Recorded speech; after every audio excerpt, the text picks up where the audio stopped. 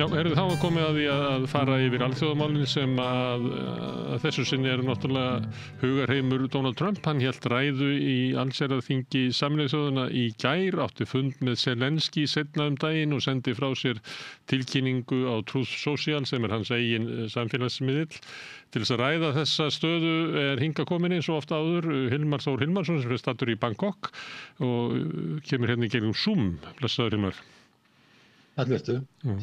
Mér langar að byrja á því sem að Trump sendi frá sér eftir fundin með Zelenski sem svona gæti virkað sem stefnubreyting þar sem að hann tilkynnir að hann telji nú að Úkraína geti unnið allt land aftur tilbaka og jafnvel meira til eins og Úkraína eigi að ráðast inn í Rússland og vinna þar lönd. Þetta stefnubreyting. Hann hafði í sumar verið að segja að Zelenski og Úkraínumenn yrðu að setja sig við það að missa einhvert land fyrir frið. Hvað lest þú í þetta, Hilmar Þór? Ég veit ekki hvað hann hefur fyrir sér, hvort hann hefur eitthvað nýtt mat frá Pentagonum að staðan á Úkraínu og vígvöllinu sé eitthvað miklu betri heldur en að hefur verið talið áður. Hann hafði áður sagt við Zelenski að ef hann myndi halda stríðinu áfram ætti hann að hætta að tapa öllu landinu. En ég held að hann sé að velta þessu máli svolítið mikið yfir á Evrópu. Það að segja, hann búinn að segja að frekari vopnakaup fyrir Úkraínu fari í gegn þessi að kaupa vopn frá Bandaríkjunum, en Evrópuríki verða að greiða það, NATO-ríki Evrópu, það einhver ríki sem hafa lagt sig, eða sagt myndi gera það allavega að segja framkvæmst fyrir NATO og það. Og hann að velta þessu yfir á Evrópu og svo hann líka búinn að segja það að því Evrópa og Zelenski hafi verið að pressa á Bandaríkin að setja 100% tolla á Kína og Indland vegna viðskipta við Rússland. Þá var hann búinn að segja Evrópu að hún verið að gera það líka eða jafnvel fyrst áður og þá muni Bandaríkin líka fylgja eftir og það eiginlega algjör ómöguleiki fyrir Evrópu að leggja 100% tolla á Kína og Indland, sérstaklega Kína. Þannig hann bara, mér finnst að vera að velta þessu máli. Hann segir í þessum færslu á Truth Social, hann talar að Evrópa og held ég á NATO muni standa fyrir þessu en ekki Bandaríkin. Þannig að ég veit ekki hvað hernaðlegu sjónarmið hvort að staðan hefur verið að breysta á vígvöllunum sem hann upplýsingar frá Pentagon. Ég veit ekki það, ég efast það. En ég held að hann hafi síðan nokkuð snjall í því að láta Evrópu sjá þetta og ef að stríðið tapast þá hægt að segja ok, Evrópubúar keyptu ekki nógu mikið af vopnum á Bandaríkjunum í stríð, Evrópa var ekki tilbúin að leggja þessa tolla á sem hann bað og þetta Biden stríð og svo þetta núna stríð Evrópu en ekki hans. Þannig mér finnst hann sé bara afhenda Evrópu þetta vandamál og Bandaríkin standi svona í ákveðinni fjarlægð frá þessu. Þannig að þetta sé ekki nýtt mat á hernaðarstyrk á vígvellinum, heldur sé þetta sölumaðurinn sem að tala og út frá því að hann reyndi eða til þess að hafa reynt að koma á friði, slökkva á stríðinu, taldi það að vera hagsmuni Bandaríkjanna að draga Rússland ykkur leyti inn í nær sér og frá Kína en hún tekst það ekki vegna einarðar afstöðu Evrópuríkjanna á bakvið Úkraínu sem að fallast ekki á þær friðartillögur sem hann hefur verið að leggja fram. Þá vindur hann sér til Evrópu og segja þið getið haldið áfram að halda þessu stríði, ég ætla ekki að gera það, þið getið keypt vopn af mér og það bara gott fyrir bandarískan efnahag, þannig að þið haldið áfram að fjármagna stríðið á vígvellinum og ég skal taka upp ykkar sjónarmið að það sé möguleiki á fullnaða sigri á vígvellinum bara vegna þess að hendar mér efnahagslega að þið kaupið vopnin en ég ætla að halda mig eins langt frá þessu og skilja þetta stríð eftir hjá ykkur. Stríðið í Úkraínu hefur enga sérstaka öryggisógn við Bandaríkin og gjöra svo vel, einhvern veginn þannig. Já, ég held að sé búinn að átta sig á því að hann virtist telja að því að hann tala mikið það að Pútín sé mikill vinur sinn að til dæmis helt spurning í Alaska það væri nóg að halda flottan fund og með mikill viðhöfn og að það verður bara að gera þetta bara þannig og síðan myndi Pútín að því að þeir hafa haft gott samband og séu vinir að þá hafa verið að leysa það þannig. Ég held að hann sé búinn að átta sig á því núna, ég bara giska á þetta, ég held að hann sé búinn að Trump sé á sig á því að það verður ekkert sami, það eru heiminn og haf á milli aðila, hvað Úkraína vill annars vegar og stutta við Evrópu og hvað Bandaríkin hafa verið að reyna að gera, við erum komið með einhverja málamiðlanir, hann sé búinn að átta sig á því það gangi ekki upp og já, þá getur Evrópa bara unni stríð og vígvöllum ef hún vill og Úkraína en hvort að hann nefndi það ekkert, ég sá ekki í þessu assessment hvort þetta væri þessari fæslas, hvort að hann væri með einhverja greiningu, einhvern mat frá Pentagonum að staðan á vígvöllum hefði gjörbreyst í Úkraínu í hag. Ég sá ekkert það, þannig ég veit ekki hvað hann hefur fyrir sér í því að halda það að Úkraína geti núna allt í einu farið og tekið all landið tilbaka sem hún búin að tapa. Ég sé ekkert það, annan þetta er þessi fullyrðing og við vitum náttúrulega að Donald Trump hann er þekktur fyrir að breyta skoðanir og skipta skoðanir með litlum fyrirvara. Ég hef ekkert séð þetta eða frá einhverju öðru landi sem verið að meta stöðuna að staðan á vígvöllum hafi gjörbreyst. Ég held að Trump, hann átti sig, hann getur ekki samið og þá er bara að segja Evrópubúum, ok, þið eigið þetta mál og þið getið fengið ykkur vopn hjá okkur og þið skulle bara gera þetta sjálfur og þið skulle líka, ef þið að byggja okkur viðskiptaþvinganir á Kína og Indland sem er raunverulega ómöguleiki fyrir Bandaríkin, þá skulle þið gera þetta fyrst sjálf, sem við vitum að gerist ekki. Þannig að mér finnst þetta að vera nokkuð snjallt hjá honum. Og hann er að reyna að græða sem mest á þessu, hann er að láta Evrópuþjóðirnar fjármagna vopnakaup til Úkraínu sem eru meira og minna kaup á bandarísku vopnum og hann er líka að þrengjað Evrópu varðandi kaup á olíu og gasi frá Rússlandi sem að í samningnum við Evrópusambandið til dæmis, þá var gert ráð fyrir stórkostlegum kaupum Evrópu á gasi frá Alaska sem að mun náttúrulega verða Evrópu ansi dýrt að flytja það alla þá leið. Þannig hann virðist líka vera að ýta undir það að Evrópa kaupi meira af olíu og gasi af Bandaríkjunum. Já, svo líka er búið að gera samning það að Bandaríkin fá sinn kostnað í Úkraínu endurgreitt gegnum auðlindir. Þannig að Trump er ekki að reka ykkur á góðgerðarstofnun. Hann er að reka fyrir land og hann er að hugsa sína hagsmuni og þjóðaröryggishagsmuni Bandaríkjanna eins og bara maður myndi búast við. Við erum alltaf að reikna með því að lönd hugsi fyrst og fremst sína hagsmuni, sitt þjóðaröryggi og sína hagsmuni. Og Bandaríkin er ekkert öðruvísi en önnur lönd að þessu leyti. Ég meina Trump er ekki að reka Rauða kross stofnun. Og hann mun reyna að tryggja hagsmuni Bandaríkjanna sem mest. Evrópa hefur algjörlega ofmetið vilja Bandaríkjanna til að vera í löngu stríði í Evrópu og sérstaklega erum að tala Eystrasaltsríkin og Pólland, algjörlega ofmetið Bandaríkin sé tilbúin að standa í löngu stríði sem kannski er óvinnulegt og búin að reyna að koma með málamiðlendum sem öllum er hafnað jafnóðum og svo bara hafa Bandaríkin öðru hneppum að neppa. Það er Austur-Asía vegna vaktar Kína sem er mikilvægt fyrir Bandaríkin og svo náttúrulega ástandi í Miðausturlöndum svo slæmt og þannig að þau hafa bara öðru hneppum að neppa og svo eins og þú varst að nefna áðan þá til lengri tíma litið hefur Bandaríkin viljað ná einhvers konar samkomulagi við Rússland vegna stórveldasamkeppni við Kína og það er náttúrulega eitthvað sem Trump var að hugsa þegar hann bauð Putin til Alaska held ég og það var líka það sem þegar hann var að tala við á G700 í Kanada þá var hann óánægður með þegar Putin væri ekki þarna. Ég held að, og hann sagði það bara beint í forsætisráðherra Kanada, ég held að hann vilji ná þessu samningum við Rússland en ég held að hann sé búinn átt að segja að hann næri ekki samningum og þá getið þið þarna í Evrópu og Úkraína bara átt þetta. Og þá reynir að spila bara sem bestu stöðunni fyrir Bandaríkin. Já, ég meina ef þú ert Bandaríki þá náttúrulega hugsar þú, ég er ekki að segja að Bandaríki sé vont fólk eða vont land, en ég meina hann er að hugsa hann er búinn að reyna að koma með málamiðlanir. Það hefur alltaf verið slegið á fingurna á hann, þannig að hann hefur komið með málamiðlanir. Þetta sé ekki hægt. Og hann hefur gefið það í skyn að það sé hægt að gefa til einhvern land eitthvað svolítið. Það var alltaf verið stoppað af.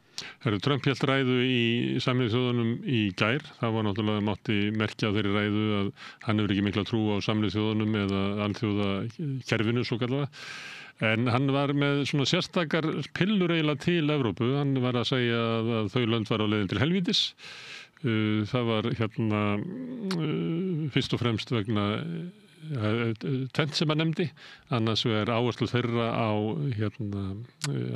aðgerðir í loftslagsmálum sem að hann taldi að væri stórt svik og þau lönd myndu fara illa sem að myndu reyna að beita efnahag sínum og orkukerfi til þess að vinna gegn hamfaralínun. En hitt var innflytjendur sem að hafa streymt til Evrópu mikið frá stríðshrjáðum löndum þar sem Bandaríkin hafa verið að heyja stríð á undanförnum árum og áratugum og hann sagði að innflytjendur væru að brjóta niður löndin innanfrá og já, hann sagði þetta sem ég orðaði hérna áðan, að löndin í Evrópu væri að fara til fjandars. Já, sko, ég heyriði megnið að ræðinni, svona, ég hlustaði fyrir eitthvað, ég var að sýsta þess að sinnaður, ég hlustaði þess að maður er, ég heyriði eitthvað að þessu og þetta sko, það alveg ljóst að styrjaldir í Afganistan og í Íran og átök í Líbíu og víða þarna í Miðausturlöndum og í Norður Afríku. Þetta hefur valdið stór hluti af þessum flóttamannsstraumi til Evrópu vegna þessara miklu ókyrrðar í þessum heimshluta. Og við vitum alveg að Bandaríkin voru í 20 ára stríð í Afganistan og við vitum Írak, 2 stríð þar og svo framvegis, þannig að það náttúrulega Eitthvað getur orðað þannig inn, ef ég má skjóta inn, eitthvað getur orðað þannig inn að mestu öryggisógnin í Evrópu væri heimsvaldastefna Bandaríkjanna. Ég þarf allavega að ljósta að eitthvað að þessum flóttamönnum að koma vegna ókyrrðar og náttúrulega lengsta stríð Bandaríkjanna sem var háður 20 ára stríð í Afganistan, þannig að það er náttúrulega þessi ókyrrð og ég hef ekki heyrt Evrópu búin að greina þetta, það er fróðlegt að heyra frá Evrópusambandinu hvernig þeir greina þetta, en þeir hafa verið að taka við flóttamönnum. Nú það eru stærstu ríki Evrópu öll í þeim vanda að fólk þeir eldast mjög hratt, Þýskaland, Frakkland, Ítalía og Bretland Bretland ekki ég spyrindar, en öll eldast mjög hratt, þannig að eitthvað af þessu fólki, flóttafólki sem að koma verða bara nýtið þjóðfélagsþegnar. Þetta oft yngra fólk og gamalmenni lifi ekki af svona ferðir, fótgangandi langar leiðir og yfir sjó allavega, þetta er stórhættulegt og þannig að mikið af þessu fólki verða bara nýtið þegnar, en eitthvað af þessu fólki til vandræða, bara svo almennt séð, það alltaf einhverju til vandræða, en ég meina þetta er náttúrulega ákveðið vandamálin, en hann sleppti alveg að nefna það að átök á þessu svæðum hafi sér hluta af þessum vanda sem bitnar síðan á Evrópu. Varðandi loftslagsmálin, ég hef ekki skrifað mikið um það lengi, en allavega var Evrópa talsvert mikið á undan Bandaríkjunum varðandi að fara yfir í hreina orku. Og viðskiptahagsmunir í Bandaríkjunum og republikanaflokkurinn eru tregari til þess að minnka hagvexti eða draga úr hagvexti með því að skipta yfir í hreina orku. En Evrópa hefur verið á undan í því máli og verið með meira, gengi stærri skref í að nota hreina orku sem ég held að hafi verið skynsamlegt, en þetta náttúrulega þessu fylgir kostnaður. Kínverjar hafa líka tekið mjög stór skref í áttina að endur nýtanlegri orku sem við Íslendingar þekkjum meðal annars út af hitaveitu, en þeir eru mjög stórir í vindorku og ýmsu öðru. Já, ég held að sólarorku, vindorku, já, það hefur verið töluvert mikið samstarf milli íslenskra fyrirtækja og Kínverja varðandi jarðhita og þannig að þeir eru að fjárfesta mjög mikið og eru bara almennt síðan að fjárfesta mjög mikið. En Bandaríkin hafa svona verið tregari til allavega en Evrópusambandið, en ég meina samt sem áður, ég held að það er orðið langt síðan ég var að skoða þetta, en samt sko þó að Kína hafi verið að stíga verulega stór skref, risaskref, þetta risastórt land, eru þeir ennþá að nýta mikið af kolum og svona, þeir eru ennþá mikið í orku sem mengandi, en þeir hafa eins og alveg rétt svo að segja, þeir hafa verið að stíga stór skref í þessa átt sem þú nefnir. Ég held líka sólarorku hafi þeir verið stíð stór skref og sé að gera tölvöld mikið. En þetta er afstæða svona tónnin sem hann er að senda til Evrópu á sama tíma og hann er eiginlega að skilja stríðið í Úkraínu svolítið eftir í höndunum á Evrópu. Hann talar um Evrópu eins og svona veika álfu og það hefur verið gagnrýni úr hans herbúðum á Evrópu að þessu brjóta niður málfrelsið þar, álfan sé allt og vók, hún sé með áherslu á hamfarahlýnun, að hún taki ekki af nægri hörku á innflytjendamálum og öðru slíku. Þetta er svona í anda þess sem oft má heyra frá Bandaríkjamönnum að nú séum við komin á tíma stórvelda stjórnmála, þar sem að Bandaríkin og Kína eru svona höfuð stórveldin, en það verður líka að taka tilliti til Rússlands sem er hernaðarlegt stórveldi og það er ekki hægt að afskrifa það eins og mann verið stundu vera svona tónnin í Evrópu. En svo fylgir þessu oft það að það er talað um Evrópu eins og hún skiptir öfulega engu máli. Hún skiptir sáralitlu máli. Er hægt að ráða eitthvað í þetta og líka það að Bandaríkjamenn virðast vera með svona einhver afskipti af innanlandsmálum í Evrópu, að styðja eins og Trump styður vin sinn Nigel Farage í Bretlandi. og hann Meloni hefur haldið fundi á ráðstefnum republikana sama með Orbán og eitthvað fleira. Þannig að skilaboðin til Evrópu eiginlega við erum til í að vera vinir Evrópu, en það Evrópa sem verður mótuð í okkar mynd. Já, náttúrulega sko Evrópusambandið þegar það stofna þá eru öryggismálin ekki tekin fyrir og það ætlað sér að NATO sjáum það og Bandaríkin sáum það bara öryggismálin út af borðinu og Evrópa átti þá að geta verið að vinna af sínum eigin málum sko, að byggja upp sín hagkerfi, koma upp sameiginlegu markaði, nýta stærðarhagkvæmni og sérhæfingu og þá hefði átt að koma mikið hagvöxtur en það hefur bara ekki gerst í Evrópu. Og svo núna, eins og þú veist á, að heimta það Evrópuríki borgi 5% af vergri landsframleiðslu til öryggismála eða varnarmála sem að flest Evrópuríki ráð ekkert við.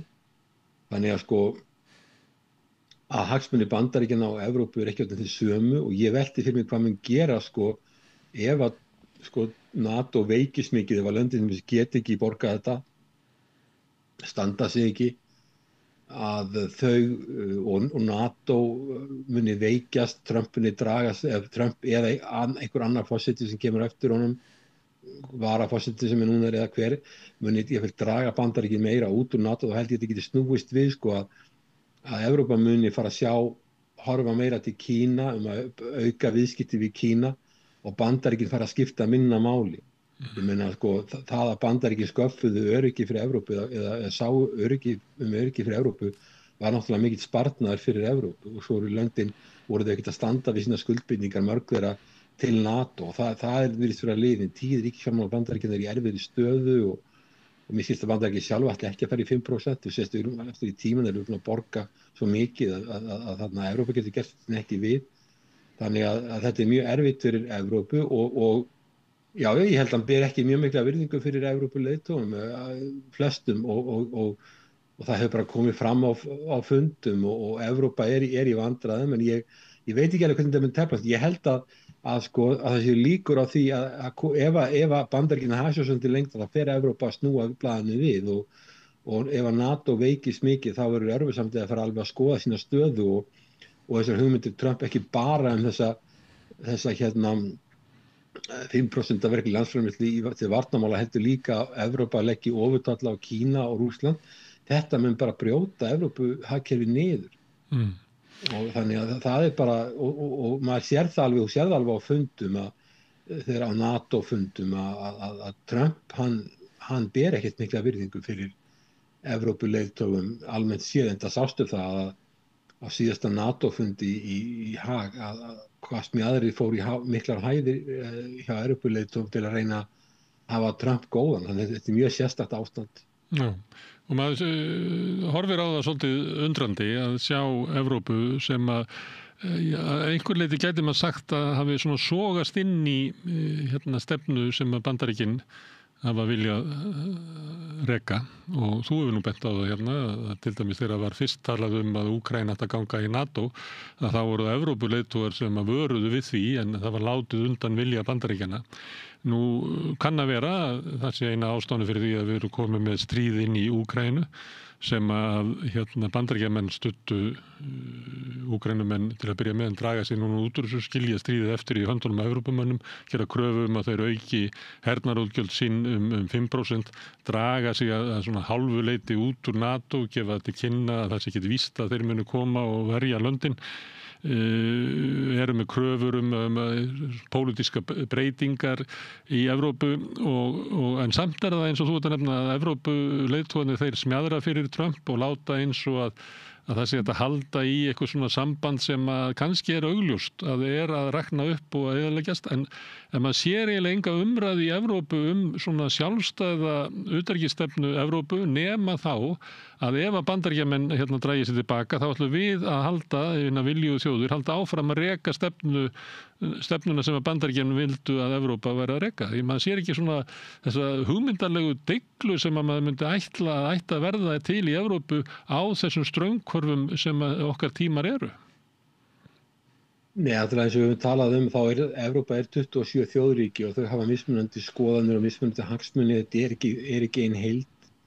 Þannig að þau, og svo líka að byggja upp hergagnaðina, það er eitthvað sem tekur mörg ár og það sem verður gert núna næstu árum, það er ykkur því að Úkraínu verður lokið áður en það kemur í gagnið. Þannig að Evrópa núna eins og staðan í dag held ég að vilja gera allt sem þið geta að halda Bandaríkjunum í stríðinu eins lengi sem mögulegt er. Og því það er ekkert hægt að byggja upp hergagnaframleiðslu og allt þetta á heri nema á þó nokkuð mörgum árum. Þannig að það verður að reyna að halda Bandaríkjunum þarna inni og með smjaðri og eins og gert og síðan að halda Úkraínustríðinu gangandi og Evrópa vill ekki semja og vill halda Bandaríkjunum inni og er tilbúið að fylgja eitthvað lönd að kaupa vopn til að halda þessu áfram og svo framvegis. Þannig að þetta er vond staða til skamstíma litið. En ég held líka að það hefur heldur að þetta verið samstaða segjum að Evrópa ætlaði bara að taka sín mál í sínar hendur, varnarmál, það hefur alltaf verið samstaða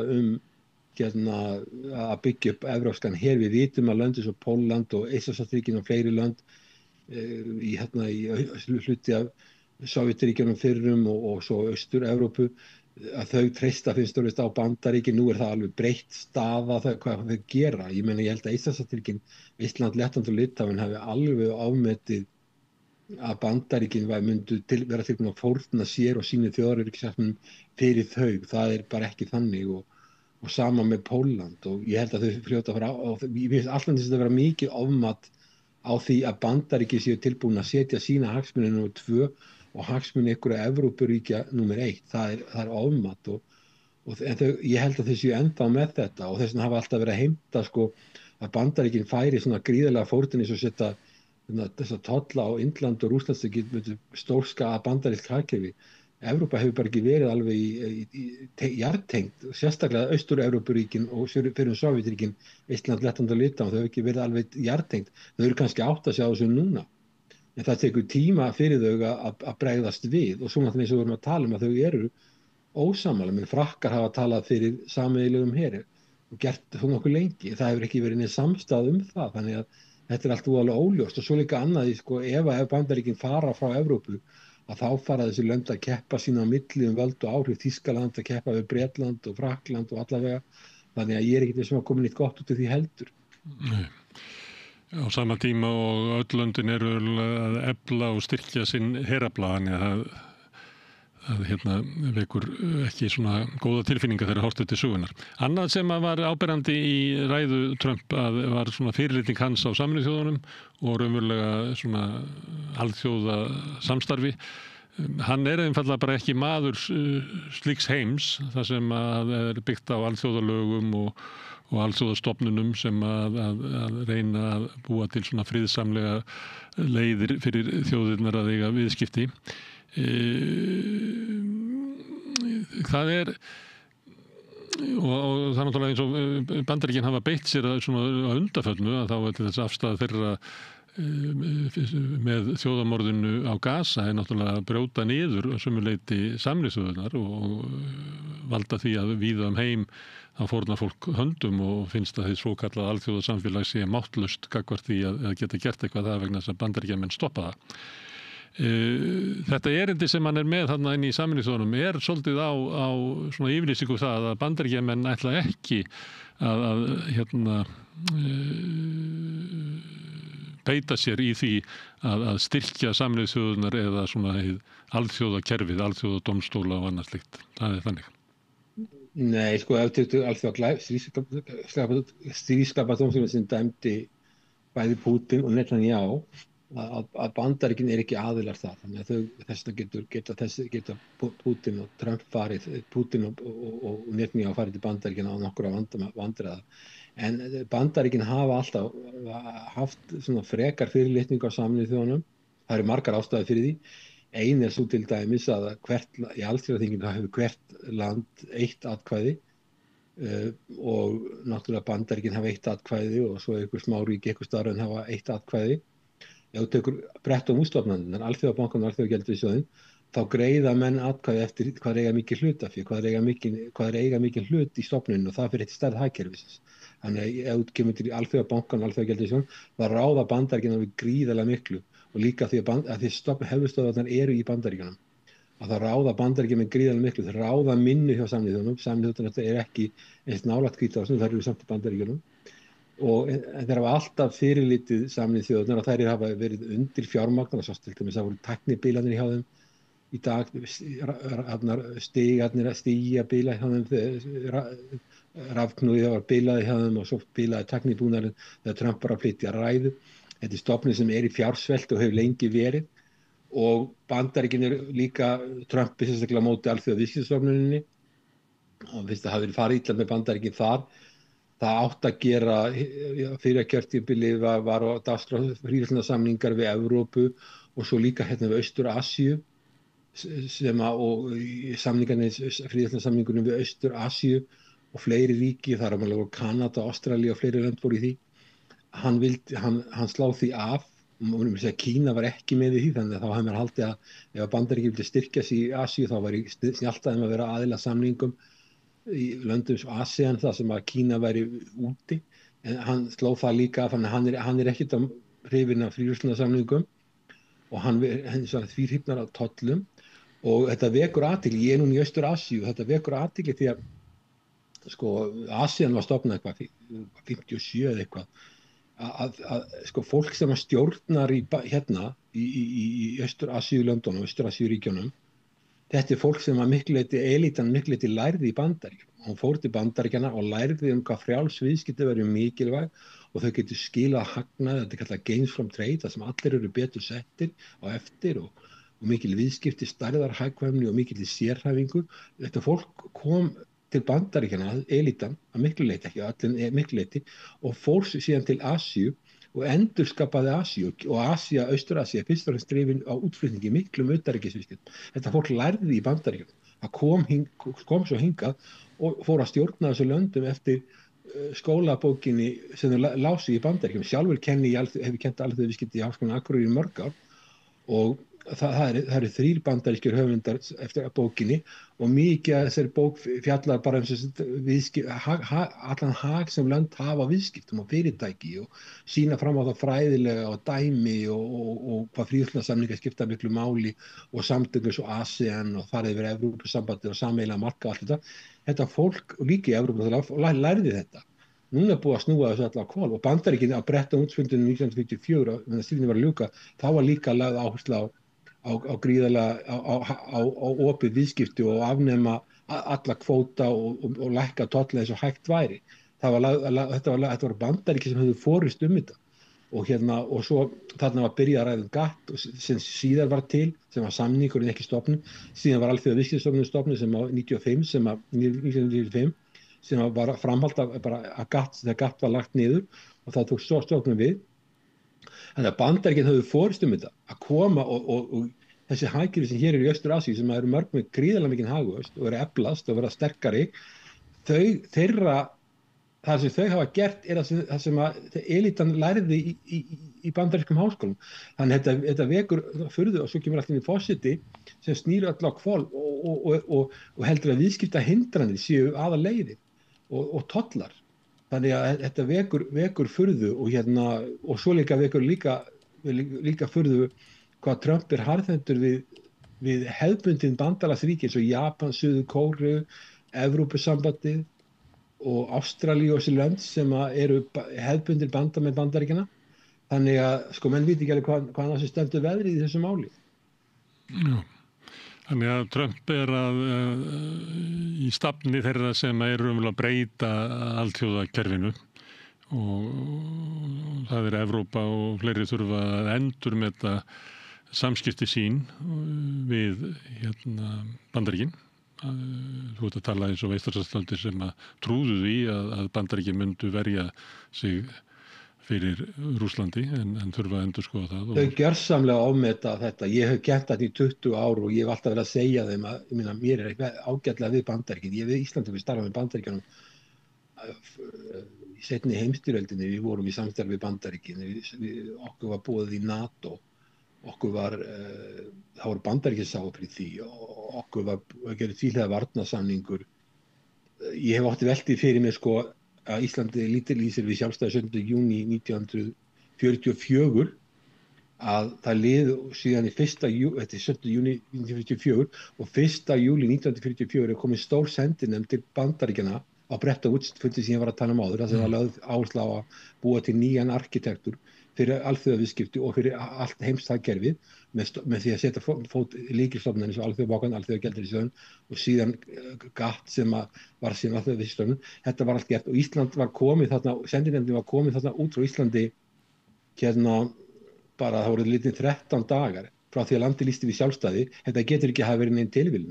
Það hefur búið ákveða fyrirfram að við myndum lýsti við sjálfstæði, Bandaríkin myndi viðurkenna okkur og síðan eru við strax tengdin í alþjóðakerfið. Þetta hefur allt verið plottað. Okkar reynsla af Bandaríkjunum er alls ekki slæm og ég hef sjálfur tekið þátt í varnarmálinu að semja við Bandaríkin og manni líkaði vel við þetta fólk.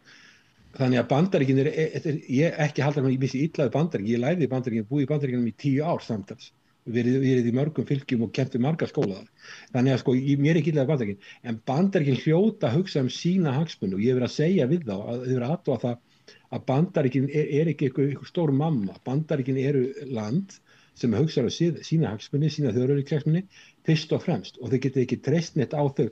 Við sjáum þessi þegar að hrunið var hjá okkur 2007-08 þá vildu Bandaríkin helst ekki tala við okkur. Þeir sá ekki sína hagsmuni í þessu, bankakerfið hjá okkur hrundi bara á einni viku eða eitthvað, bara örskamum tíma og þeir vildu ekki skipta sér mikið af þessu. Herinn fór 2006 af því að þeir töldu að þeir þurftu að nýta hann mannafla sem þetta var og vopnin annar staðar og mátu að Ísland væri ekki reyti sérstaklega hættu þannig að þeir ákveðu bara að mestu leyti að hverfa í burtu algjörlega óþökk íslenska stjórnvalda. Nú þeir miðluðu málum í landhelgisdeilunni fyrr í kalda stríðinu kringum 1907. Áratugnum og Henry Kissinger beitti sér fyrir því. Það var af því að þeir vildu ekki að Ísland væri að taka til máls á NATO-fundum og kvarta undan því að það væri NATO-ríki með herskipi í landhelginni hjá okkur eða að eins og þau var verið að gera eða að við værum að rífast í Bandaríkin að segja tvíhliða varnarsamningnum upp eins og var gert á þessum tíma. Þannig að ef þeir sjá hagsmuni, þeir þurfa að hafa aðstoð Íslandi í kalda stríðinu, þeir vilja, þá eru tilbúin að leggja eitthvað á sig fyrir okkur, en svo ef bankakerfið hjá okkur hrynur og þeim líst ekkert á blikunum að þetta á vitleysu á Íslandi, þá halda þessi til hlés eins 2006 þeir fóru í burtu alveg í óþökk stjórnvalda. Þannig að þú getur alveg unnið með Bandaríkjunum og við Íslendingar höfum svipað hagsmuni á þeir, tryggja öryggi á þessu svæði og við erum mitt á milli með einasta Evrópu og Norður-Ameríku og þeir vil ekki fá neina flotastu frá Rússlandi eða Kína hérna, þannig þeir sjá sér hag í því að passa það að það gerist ekki hér. Trump sendi varaforseta sinni þess að þú veist til Íslands á sínum tíma þegar átt að fara ég vil að setja búa til einhverja kínverska höfn á Austurfjörðum eða eitthvað svona hugmyndir í gangi að þakka okkur fyrir að það ekki þátt í því skýrt skilaboð að þau gerir þetta ekki þannig að þetta er þannig stað, var þetta Eystrasaltsríkin til Íslands, Landinu og Litáen, þá skiptir þetta svæði ekkert voðalega miklu máli fyrir Bandaríkin. Þannig að þessi lönd þurfa að fara mjög varlega í samskiptum sínum og saman með Finnland í samskiptum með Rússland. Og mér finnst sérstaklega forseti Finnlands tala svolítið óvarlega vegna þess að Finnarnir hafa alltaf verið óbáslega gætnir í öllum samskiptum með Rússland, alla tíð. Og Finnarnir hafa líka verið þannig að þegar þeir voru að fara í Evrópusambandið að þeir héldu mjög lítið blaðamannafundum, þeir töluðu ekkert þetta. Þeir unnu bara sína heimavinnu og svo allt í einu voru komnir inn í Evrópusambandið. Þetta var 95, rétt eftir að Sovétríkin féllu. Þeir bara gerðu þetta og mjög lítið talað þessi mál og aldrei verið að augra neinum eða neitt slíkt. Þegjandalöglaust allt í einu voru þeir komnir inn. Þeir bara gerðu hlutina en sögðu mjög lítið og þetta var mjög virðingavert í Finnlandi því þetta var þjónaði þjóðaröryggishagsmunum. Ef þú skoðar Úkraínu þá voru endalausir blaðamannafundi þar sem verður að fordæma Rússland og auðvitað bera að fordæma þessi innrás inn í Úkraínu en á meðan er Úkraína að tala að fara inn í Evrópusambandið og reynda að fara fyrst inn í NATO Finnarnir voru fyrst inn í Evrópusambandið þeir sá að það var hyggilegra að fara fyrst þangað inn og fara svo í NATO lengur seinna þetta var bara miklu hyggilegra en þeir eru að tala að fara inn í NATO og allar þessar yfirlýsingar fram og tilbaka hvað Rússarnir séu slæmir og þeir náttúrulega eru búin að brjóta alþjóðalög og náttúrulega við höfum fordæmt þessa innrás en ég meina maður sér alveg, mér finnst öll þessi vinnubrögð Úkraínu vera klaufaleg og það sem vekur athygli mín er það að að leiðtogar Evrópu skuli ekki leiðbeina Úkraínu betur en þetta. En það kannski að því þeir eru ekkert skárri sjálfir. Og hérna sem ég er núna, sem ég er að tala við fólk hérna, eitt af því sem svona þekktir fræðimenn að segja við mig, að þeim finnst gæði leiðtoga Evrópu hafa stór hrakað. Fólk eins og Helmut Kohl eða jafnvel Margaret Thatcher eða einhverju aðri leiðtogar sem voru í Evrópu. Það sé allt annar kalíber núna. Þetta er orðið svo slæmt að fólki fara að sakna Margaret Thatcher. Herðu, mig langar að spyrja það einu hérna í lokin. Já, hún tók við Bretlandi á alveg ofboðslega erfiðum tímum og hún keyrði verðbólgu niður sem var, þú ræddir á það að það var slæmt ástand að hún tók við í Bretlandi að þeir voru komin til alþjóðagjaldeyrissjóðsins. Hún keyrði verðbólgu, það voru miklar fórnir, en ég meina eða ef þú tekur Winston Churchill, það eru leiðtogar í Evrópu sem voru leiðtogar, en ég meina, og ég er engin Thatcheristi, en allavega henni tókst á sínum tíma að ná verðbólgunni niður 20% niður í eðlilega verðbólgu og það var svakalegt átak og það hefði ekki allir leiðtogar geta gert það. Auðvitað hafði það síðan félagslega afleiðingar, en það er bara á gæði leiðtoga Evrópu er komið alveg ofboðslega langt niður sem að sýni sér í þessari hugmynd að þessi coalition of the willing að senda NATO-hermenn inn í Úkraínu og halda að það sé eitthvað lausn. Það er svo gölluð hugsun að maður skilur ekki að leiðtogar Evrópu sem er nú þessi gamla álfa sem að fólk vil bera virðingu fyrir út allan heim, það er meðal hér í Austur-Asíu, maður skilur ekki hvað er í gangi. Mér langar að spyrja eitt í lokin að því það er augljóst að Trump hefur ekki trú á og hefur bara ákveðna fyrirlitningu fyrir alþjóðlegum stofnunum og telur að vera heftandi og þjóna ekki hagsmunum Bandaríkjanna halda þeim uppi. Telur þú að þegar Bandaríkjamenn draga sig út úr þessu eða standa í vegi fyrir samþykktum Sameinuðu þjóðanna svo dæmis er tekin, að þessar stofnanir hafi framtíð og þessi einhverju önnur ríki sem að geti orðið geti stöttug þannig að þetta kerfi haldi sér, eða eru við að horfa fram á að óhjákvæmilegt hrun þessa kerfis? Kínverjarnir eru að búa til nýja stofnanir. Það er Asian Infrastructure Investment Bank sem er fjárfestingarbanki fyrir Asíu og svo líka New Development Bank. Þannig að Kínverjar eru þegar að undirbúa nýtt stofnanakerfi. New Development Bank hefur til dæmis eiginlega öll þau tæki sem Alþjóðabankin hefur Alþjóðagjaldeyrissjóðurinn. Þeir eru hægt og bítandi að búa til nýtt kerfi og BRICS-löndin er að koma þarna inn. Þannig að það er þegar að gerast að það er að koma nýjar stofnanir í heiminn.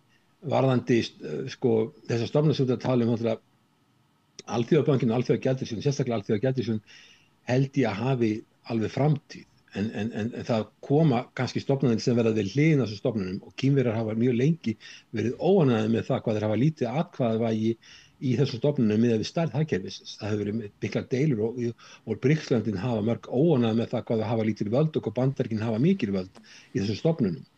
Varðandi Sameinuðu þjóðirnar þá er stofnunin algjörlega úrelt. Öryggisráðið var stofnað eins og heimurinn var 1945. Indland er ekki þarna inni til dæmis, það er ekkert múslimaríki þarna, það er ekkert Afríkuríki sem hefur fast sæti í öryggisráðinu, það er ekkert Suður-Ameríkuríki sem hefur fast sæti í öryggisráðinu, Bretland hefur ekki misbúið þess að láta Indland hafa sitt sæti, þannig þetta er stofnað eins og heimurinn var 1945. Svo náttúrulega er þetta sem við vitum með neitunarvaldið sem gerir öryggisráðið sem er eina stofnunin sem er svona eitthvað kveður að og hefur ákveðin völd, að neitunarvaldið hefur eyðilagt öryggisráð, þannig að það til dæmis þegar verið að samþykkja eitthvað, löndin eru sammála eitthvað varðandi Gazasvæðið, að þá beita Bandaríkin neitunarvaldi í því máli. Þannig að stofnunin er bara óttalega, er ekki bara að rúllustugarnir séu bilaðar hjá þeim og tæknibúnaðurinn þegar verið að flytja erindis í bilaður, heldur bara að stofnunin hún er tímaskekkja að töluverðu leyti. Þannig að, og líka þetta að Trump hefur ekki þau völd sem hann vill hafa þarna og það er löngsaga. Bandaríkin hafa oft verið treg til að greiða sinn hlut inn í Sameinuðu þjóðirnar, vilja skera sinn hlut niður vegna þess að þau telja ekki að þau hafi nægilega mikil áhrif þarna inni. Það er öðru máli gegnir með Alþjóðabankann og Alþjóðagjaldeyrissjóðinn, þá greiða þau meira og þau fá líka geta nánast haft mjög mikil völd í þessum stofnunum og halda hinum niðri. Eins og ég var að nefna Kína og Indlandi og Rússlandi, þau hafa minna vægi í atkvæðum heldur en þeim finnst að stærð þeirra hagkerfis beri til. Þannig að Ég held að Trump hafi aldrei séð einn alþjóðastofnun sem hún var gilla við og hann vill vinna einhliða. Hann telur að Bandaríkin séu það stórt land, stórt hagkerfi að þeir geti beitt sér einhliða og náð meira út úr því og auðvitað eitthvað til í því ef þú er stórt ríki þá getur þú ítt kostnaði yfir á smærri ríki en ef þú gerir það við bandalagsríkin eins og Evrópusambandið og þú gerir það í Japan og Suður-Kóreu þá kemur að þessi lönd fara að sjá þetta og þau fara að grípa til aðgerða og auka sín viðskipti og samninga og samskipti við önnur ríki. Þannig að til lengri tíma liti getur þetta haft afleiðingar fyrir Bandaríkin sem ég er ekkert viss um að sé góð í þeirri stórveldasamskiptum sem núna það vekur alveg sérstaklega athygli að Bandaríkin sem í 25 ár þar á meðal í fyrir Trump-stjórninni lagði alveg sérstaklega áherslu á það að bæta samskipti við Indland að sem er 1,5 milljarður manna fjölmennasta ríki í heiminum og fjölmennasta líka lýðræðisríkið að beita þessara hörku og sem þýðir það að Módi komin í fangið á Xi Jinping og Putin í Kína bara skömmu seinna. Ég er ekki viss um að þetta þjóni hagsmunum Bandaríkjanna til lengri tíma og ekki sérstaklega þegar þú horfa á stórveldasamkeppni. Hilmar Þór, takk fyrir að taka símann alla leið til Bangkok og fara yfir stöðuna og takk fyrir að hlusta á megnið af ræðunni hans Trump sem er ekki það skemmtilegt sem hann gerir því að hann er svona, hann rantar mikið og fyrir út og suður og það er ekki alltaf gaman að hlusta á þetta. Hún var litrík, en þakkaði kærlega fyrir að hringja. Já, takk kærlega. Og við ætlum að halda hérna áfram við Rauða borðið við erum alltaf að reyna að skilja þennan heim sem er alltaf að breytast jafnóðum. Næsti kafli er eftir augnablik. Öflugur og ódýr auglýsingamiðill 40.000 manns sjá eða heyra þætti samstöðvarinnar í hverri viku. Ef þú vilt auglýsa, sendu póst á samstöðin@samstöðin.is.